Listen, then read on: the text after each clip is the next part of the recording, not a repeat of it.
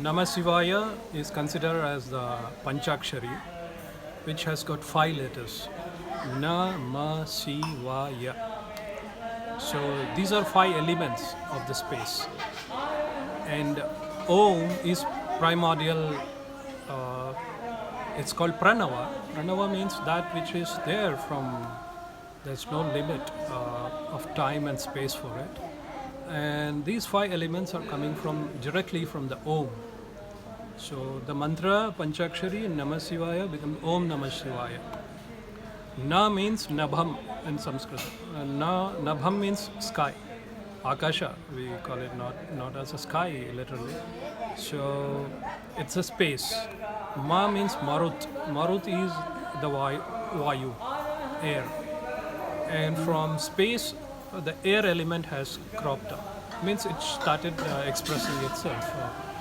It's not coming from anywhere, but it started expressing itself. We can feel the air element.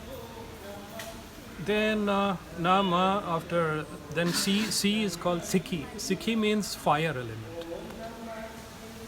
Then the Va, Shivaya. Va means water. Vari in Sanskrit. Vari is water. Ya means Yajna. Yajna means a combination of all these elements. All the 5 elements are there in earth, in Mother Earth. So Namah Shivaya is simply the 5 elements of the nature, and you are doing 183 times you are prostrating to Lord Shiva in Rudra Namaka.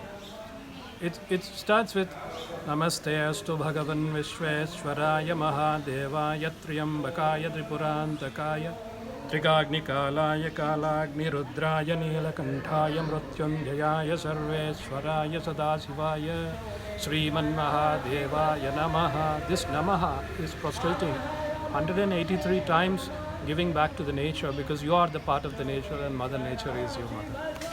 You are always in her lap. So I feel there is no best place or worst place to do meditation, because it's all the 5 elements, and you are the combination of 5 elements. So we forget our own home, from where we have come. It's the source. And in Upanishads, it's a beautiful mantra saying all these 5 elements, when you are dead, physically dead or mentally dead, all these 5 elements go back to the 5 elements. Like fire energy, the temperature gets burned in your funeral, it goes to the fire element. All the gases or the air within you, they merge with the totality, the completeness of the space and air. And even your ashes, in Hinduism, they put it in Ganga, because you're going back to the water in element in you. So you have come from these, it's a package of 5 elements packed in one as a human body, and the body is dead and the 5 elements going back to their source. That's all. The reason why is fire, when you see a fire, a deepam, it always flickers towards pointing upwards. Fire never comes down, but water comes down, it flows down, because the source of water is the sea. So water flows down, fire is looking up, because the source is the sun. Fire element is the sun, and the ultimate fire is sun god. So every element, it wants to merge with the source. This is the basic idea. So now fire wants to go back to fire, air wants to merge with the air, and water wants to go with the water. That is the basic idea of human mind, that it wants to realize itself, and it wants to see the source.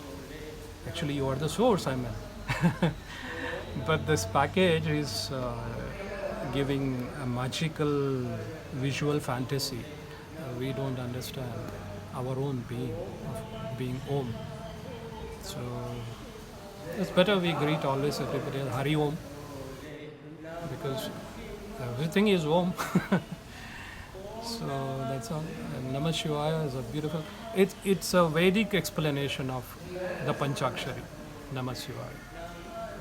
And Ramana Maharshi, the Ramana Bhagavan of Arunachala, he gave a beautiful Panchakshari, which is called Gnana Panchakshari, which is called Arunachala Siva. It's the mantra.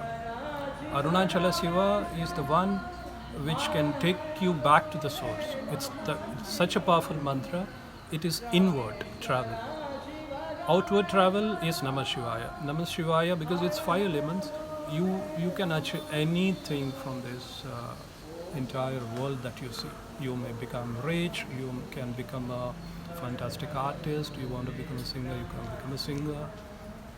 You can achieve anything in the world. It's a materialistic achievement and winning with Namah Shivaya, Om Namah Shivaya. And Namah Shivaya can also take you to travel to sannyasa, absolute Brahman.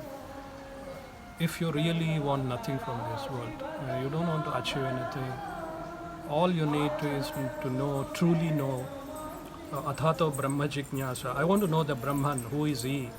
That kind of idea you start, and you find to see the Om, and you do Pranava Upasana, it's called basically Omkara all the time. And you meditate on Om, then that's the source. And everything comes to be open, and it's just like that, it's self-expressed. I call it autopilot, and you sit and meditate and it takes you. You don't have to travel because it is not you who is traveling. Absolutely. It is the source which is taking you, drawing its attention of the jiva, the humanness, towards the source. So Narasimha, Nara and Simha is a combination of a lion and a human. We are all Narasimhas because we have a Nara Bhava, the humanness is there. And Simha is the rivers of the Sanskrit, Hamsa, Hamsa Sabda. Hamsi is Simha. So when you go inward and don't go outward, and you go the reverse way, you find the Hamsi, then you become a Paramahamsa. So it's a Hamsa Gayatri is also there. It's a meditation. And Buddhist monks, they do Soham japa on this Hamsa. It's the same thing, that everybody is trying to know their own self. Now, all they can do, or whatever they do, they go back to the Om. And that's all about Namah Shivaya.